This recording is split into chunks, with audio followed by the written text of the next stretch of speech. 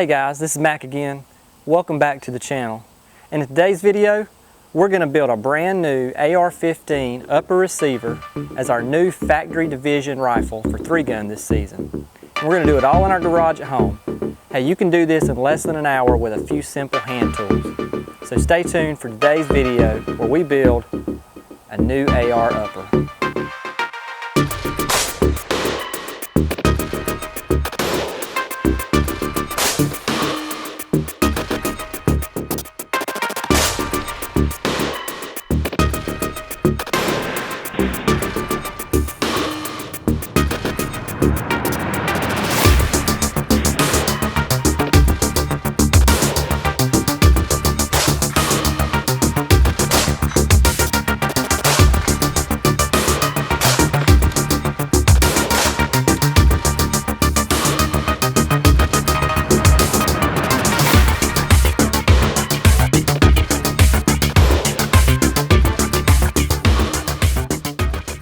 If you guys are like me, you can never get enough AR-15 rifles.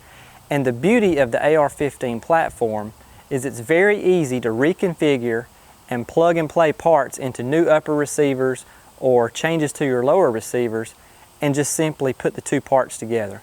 So what I've been able to do for my 3-gun setup is to be able to run the same lower receiver and same stock, same trigger setup, but interchange upper receivers. And with the recent changes to the 3-gun nation divisions this year, I saw the need to build a second upper receiver. My existing 3-gun rifle that I've been shooting for a couple of years now fits into the practical division because I like to use a magnified scope on top of that rifle. However, I do also like to shoot red dot in some matches, so therefore I did see the need this year to build an upper that would fit me into the factory division.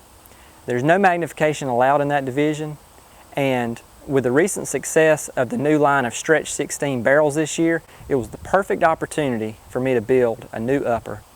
So the backbone of this build will be the stretch 16 barrel in 16 inches with intermediate length gas from Strongside Tactical. And the 2015 lineup includes the FLUTED version, which I'm going to be building on this rifle.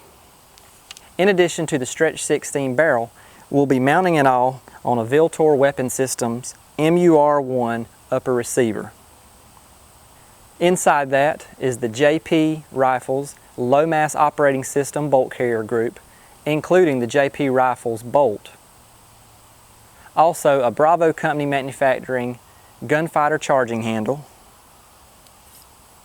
We'll get the best accuracy out of this stretch 16 barrel by installing a Noveske NSR 13.5 inch free floating rail. To make this barrel shoot as soft as possible, we'll be using an SLR Rifle Works Century 7 gas block. And at the end of the barrel, the Surefire ProComp 556 muzzle brake. Now, as I mentioned before, in factory division, you do have to use an unmagnified optic. So I believe the perfect setup for this upper is this EOTech EXPS 2.0. I really like how this optic looks. Has a very wide field of view, and the one MOA dot in the center of the reticle makes shooting at distance with great precision really easy with a stretch 16 barrel. Now let's get started on building this upper. I will be using a few simple garage tools, namely a bench vise, which is a crucial part of any AR build, an upper receiver block to hold everything steady in the vise, a hammer and a roll pin punch set, and a torque wrench to secure the barrel nut. This is the one piece that may be interchangeable for you depending on what kind of handguard system or what kind of barrel nut you're going to be using. Most companies have proprietary barrel nut wrenches or torque wrench attachments in which you'll use to install their particular barrel nut. First, you'll need to mount your upper receiver into your vise using a receiver block or one of the newer reaction rods such as the one made by Geisley. Now, I've been using this receiver block since before those came out, and I've always had good luck with it.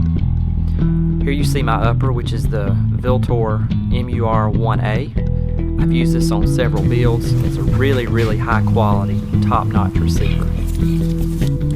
Now, I always use moly grease when I'm installing a barrel into an upper receiver. This is a really important step to help both in the installation of the barrel and also the seating of the threads on your barrel nut. So I'm always going to coat both the barrel and also the threads of the receiver with a high quality moly grease. Now, as I install this stretch 16 barrel, you can see that I'm meeting a little bit of resistance in this Viltor upper receiver. This is because of the extreme tight tolerances that they build these with, and this is a good thing. So after I get this barrel completely installed into this upper receiver, I'm going to check just to make sure that everything's tight, and then use just a little bit more grease on the barrel threads. And then I'll move on to installing the barrel nut for this Noveske NSR Rail. The Noveske NSR barrel nut is unique. It has two sides with threads, and you need to test fit it because these holes on the sides of the barrel nut have to be indexed properly at the 3, 6, and 9 o'clock positions in order to install the free-floating rail. So you'll want to install one side of the barrel nut first and see if you can index the holes properly. And if not, you'll need to take it off and flip it around and install it the other way. So I've test fitted this barrel nut now, and I know that once I use my barrel nut wrench, I'll be able to index it properly and get it completely installed. Now on my torque wrench, I start out with an initial value of about 45 foot-pounds, and I'm shooting for a window of about 45 to 50 foot-pounds for my complete install. Up to about 80 to 90 is accepted window of torque specs for a barrel nut, but I usually like to go for about 45 to 50 on the low end in order to try to ream out the best possible accuracy out of my barrel. Now quickly, you'll want to just test fit your free-floating handguard to make sure that everything lines up properly. Now I'm going to move on to the installation of the SLR Century 7 gas block. Now I'll test fit my gas tube first just to make sure that everything's going to line up properly, and then I'm going to need to drive the small gas tube pin through the gas block. Now you can buy certain pieces of equipment from places like Brownells, small little blocks that will allow you to situate the gas block in to drive these pins in. What I've always found works just fine for me is a small piece of wood, and I usually cover it up here with a rag just to keep everything in place. These pins are easy to lose, so if I drop one, it stays retained inside the rag and also keeps me from scratching everything up. Now I usually just will hold the gas block down with my shoe here and then slowly start to tap the gas block in. Slowly start to drive the pin in. And then I'll finish it off with a roll pin punch. Now I do like to use a brass roll punch sometimes because it's softer than the steel and aluminum that are on most parts of the AR-15. So it may leave a small little brass mark, but this just wipes off pretty easily and it doesn't leave any long-term damage to any of your parts. Then I'll finish it off with one of the smallest roll punches that I have in order to get the pin installed completely. And there's a finished product of the Century 7 gas block. Now I'm going to test fit my gas tube into my upper receiver along with the gas block on the barrel. Now you'll notice that this stretch 16 barrel is Cerakoted.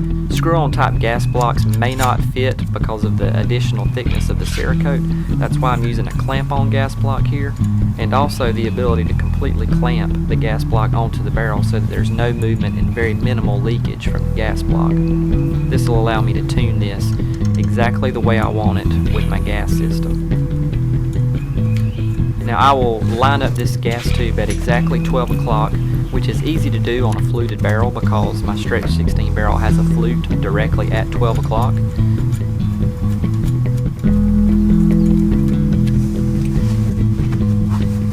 Then after I test fit again the NSR rail to make sure that everything fits and that the tolerances and the clearance are okay, then I'll go back and start to Loctite these bolts.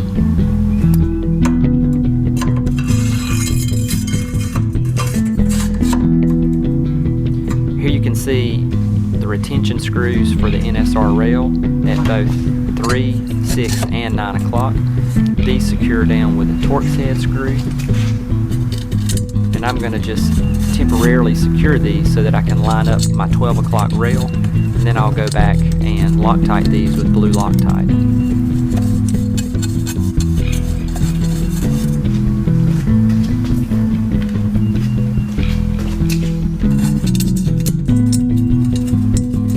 I do a lot of test fitting when I'm installing parts like these because you want your installation process to be a one-time thing. And I always find that it's important to get that 12 o'clock rail, if your rail has one, lined up completely with the Picatinny rail on the top of your receiver. And a quick trick on how to do that is just to use an optics mount. You put half of it on the free float rail and half of it on the upper receiver. Secure it down, and that should line everything up for you. And then once you have this secured, you can go back and fully install the retention screws and Loctite them into place.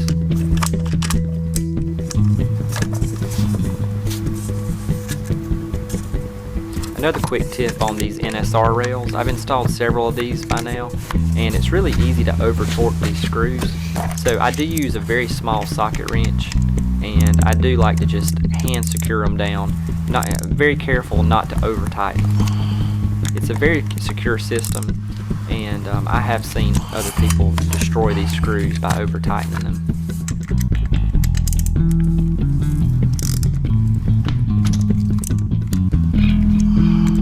Now I'm going to reinstall my upper receiver back into the receiver block, and we're going to work on the flash hider or the muzzle brake. Again, you can use a reaction rod for this, as it will allow you to get much better torque on your barrel without flexing the upper receiver. But this is what I've always used, and it works very good for me. Now the Surefire Pro Comp muzzle brake that I'm going to use will make use of a crush washer. So I'll install a brand new crush washer here. I just buy these in bulk. I usually buy them 50 to 100 at a time because you're going to go through a lot of these if you change muzzle devices a lot. Then I'll hand tighten the Surefire muzzle brake. And this one installs in a bit of a unique fashion. That's because there really aren't flat sides on it. They're slightly angled. So I realize that I'm going to have to use a crescent wrench for this, and I really don't want to scratch up and mess up the finish. So I'm going to use some blue tape here. This is painter's tape or masking tape around the wrench just to make sure that I don't scratch the muzzle device.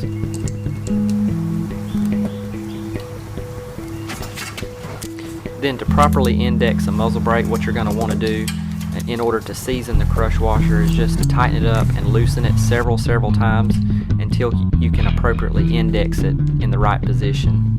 And on these muzzle brakes, you need to have the muzzle ports basically horizontal. After you go out and shoot it, it's possible that sometimes you can rotate these slightly by a few degrees to make sure that your muzzle rise is minimal. However, starting out, I always go with a completely horizontal port on the muzzle brake. Now here's a completely finished upper receiver. This is with a free-floating Noveske NSR rail, an SLR Rifleworks Century 7 gas block, intermediate gas on my stretch 16 barrel, and a Surefire muzzle brake.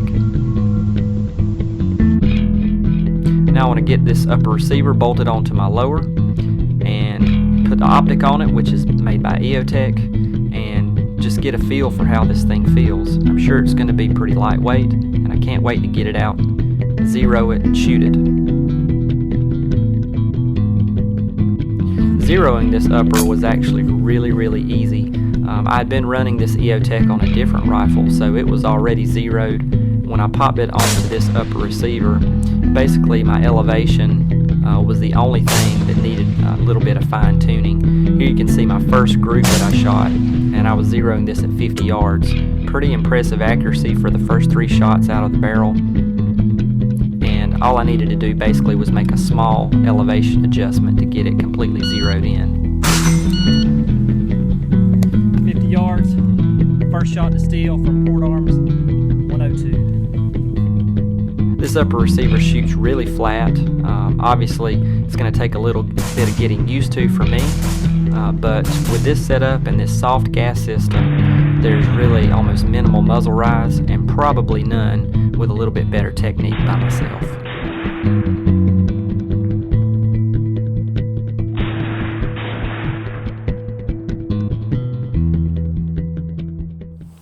So as you can see, if you take your time and put a lot of care and effort into your upper receiver build, you can build a new rifle in a relatively short amount of time with only a few tools in your garage. I really love this upper receiver. I've actually already been out and zeroed it and put it through its paces out at the farm to really wring out some performance from this stretch 16 barrel. And I have no doubt that this upper is going to serve me well in 3-gun competition this year. With the EOTech EXPS2 sight on top, it's really quick. Double taps are so easy with this soft gas system, and the accuracy is just out of this world. 1/2 to 1 MOA with every hand load that I have. So take a look at the stretch 16 barrel, and hopefully this video has been a guide for you if you're thinking about building your first AR-15 upper receiver. Once again, thanks for watching, and I'd like to encourage you to subscribe to my channel. You can do that by clicking on the video on the upper left. As a subscriber, you'll be immediately notified every time I upload a video on a weekly basis. And these videos include guns and gear reviews, as well as content that's always related to 3-gun. And also, to watch more of my most popular videos, click on the video on the lower left. Once again, this is Mac.